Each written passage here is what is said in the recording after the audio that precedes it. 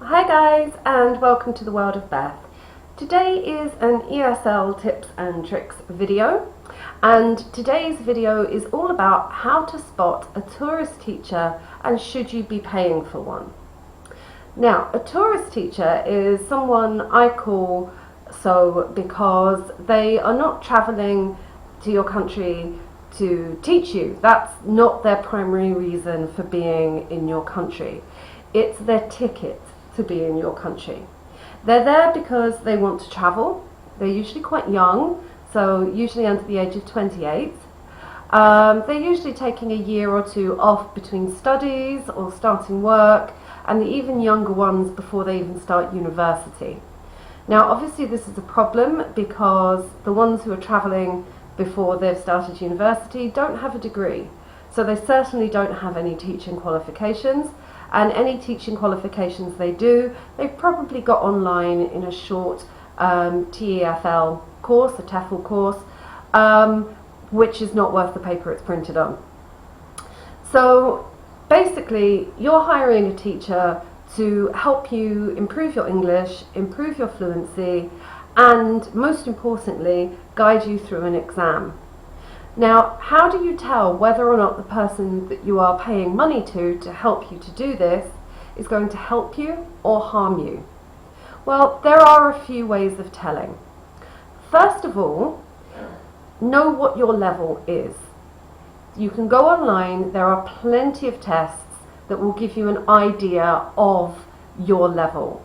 I will leave a link in the description box to my own academy's website where you can do a level test, and it will give you a level based on the CEFR that will more or less give you an idea of what range of English fluency you are in. So once you've got that, have a look online and see what the requirements are to be fluent at that level that you need to get. What grammar structures do you need to know about? What vocabulary groups do you need to know about? The most important one there is what grammar points you need to know well in order to pass at a certain level. Now, anyone who is teaching you grammar, I personally believe should know that grammar without having to read it in a book. Now, I've been teaching for a little under 14 years, so every exam that I teach, every grammar point I teach, I know like the back of my hand. You can open any grammar book, point to any grammar point, and I can explain it like that.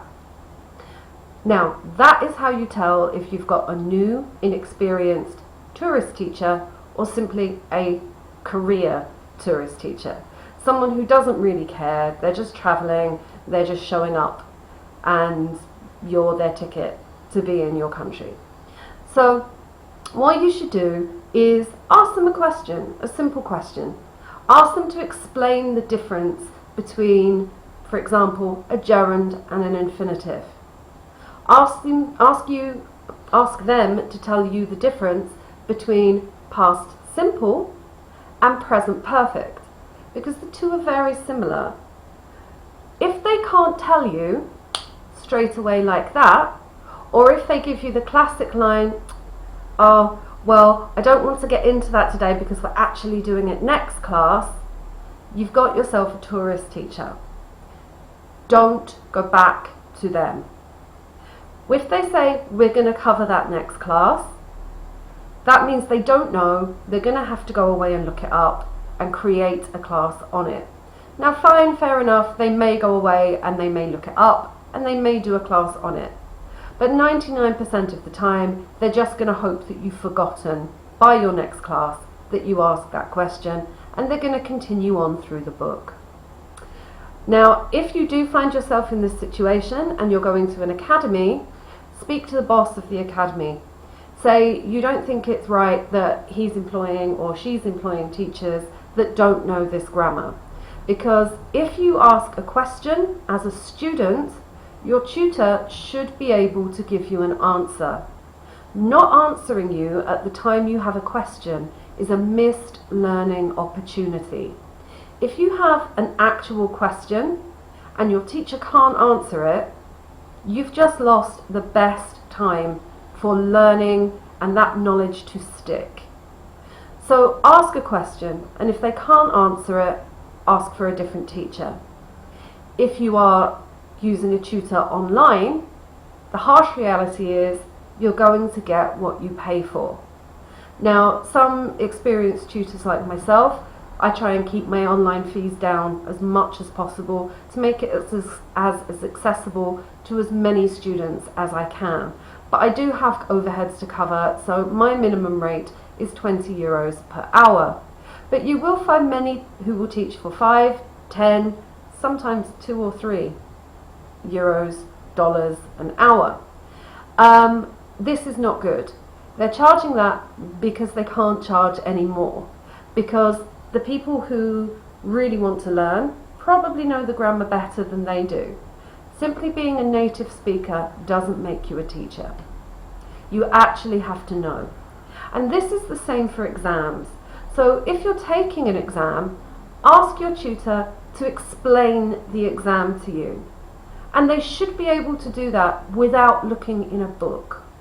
If they have to look in a book to tell you how long an exam should take, or what type of tasks are in the exam and how you should do them, don't pay that teacher.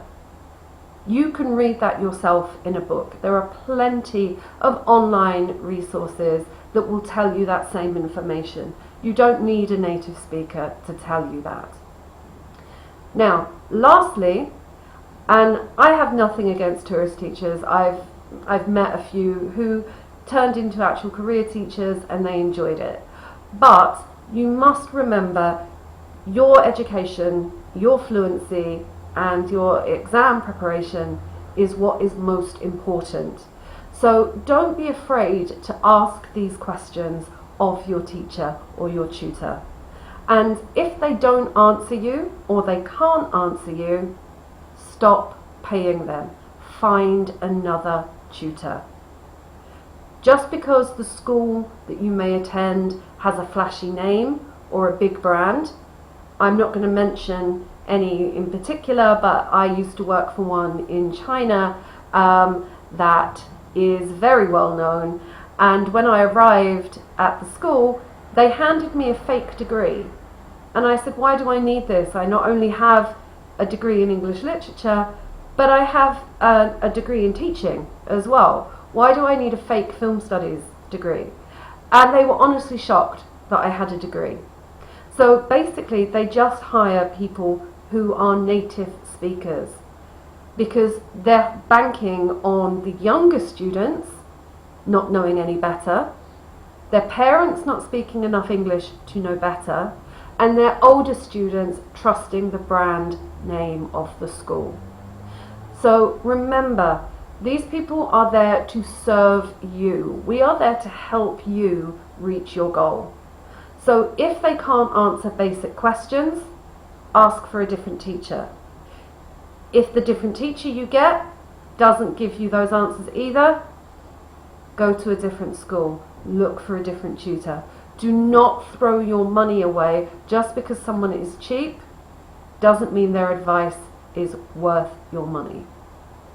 So remember, the questions to ask are, please can you tell me the difference between present perfect and past simple?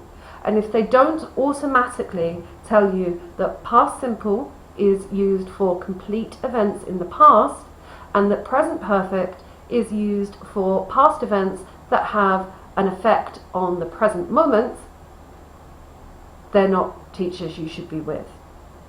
If you ask them to tell you the difference between a gerund and an infinitive and they say nothing, and they can't say simply a gerund is the noun form of the verb and we use it when the sentence requires the verb to be a noun, and the infinitive is the to, in to help you to do something.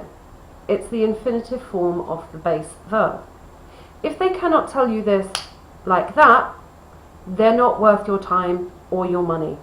Find somebody better. You are worth more. I hope this video has helped you raise your confidence a little bit today. If you have any questions at all about teaching, drop me a comment in the box, like and subscribe. I will get back to you. And remember, if you want a quick and easy test to determine what kind of CEFR level you are, click the link in the description box and we will get back to you once you have completed the online test. Take care guys, and I'll see you next time. Bye!